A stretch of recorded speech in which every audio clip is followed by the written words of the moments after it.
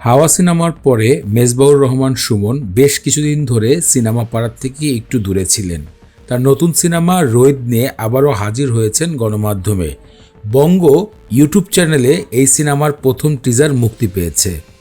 Teaser দেখে পুরো দর্শকরা যেন অবাক হয়ে গেছে। নাফিজা তুষি এবং ইমরান দুজন এমনভাবে প্রেজেন্ট হয়েছে, অনেকেই চিনতে পারেনি এখানে কারা অভিনয় করছে।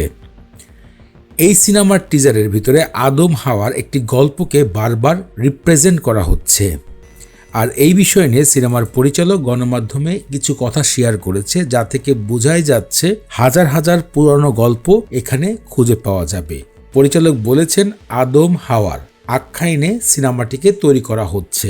সাধু এবং সাধুর পাগল বউ, সাথে রয়েছে একটি তালগাছ, কাশ ফুলের বাগান, মধ্যে একটি বাড়ি। এমন একটি দৃশ্য চোখে পড়েছে যা দিয়ে পুরো গল্পটিকে সাজানো হয়েছে।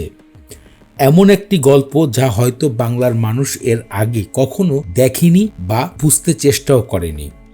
সিনেমাটির প্রথম টিজার দর্শকদেরকে বাজিমত করেছে।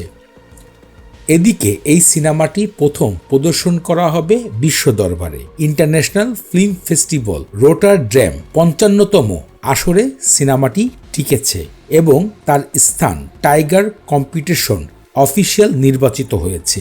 এর আগে বিশ্বের অনেক বড় বড় সিনেমা এই জায়গায় অবস্থান করতে পারেনি, কিন্তু সবথেকে অবাক করার বিষয় বাংলাদেশের রোহিত সিনেমাটি অবস্থান করেছে। বিশ্ব দরবারে সিনেমাটি প্রদর্শন করা হবে।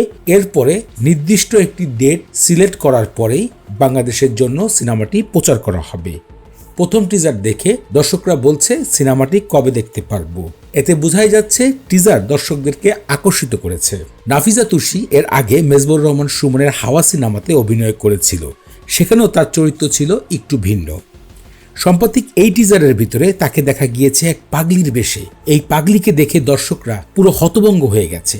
যেমন তার অভিনয় স্কেল, তেমন তার মেকআপের স্টাইল। অন্যদিকে ইমরানের নতুন রূপকে দর্শকরা অন্য একভাবে গ্রহণ করেছে। বলাই যাচ্ছে ইমরান এবং নাফিজা তুষির এই জুটিকে দর্শকরা বাহবা জানিয়েছে।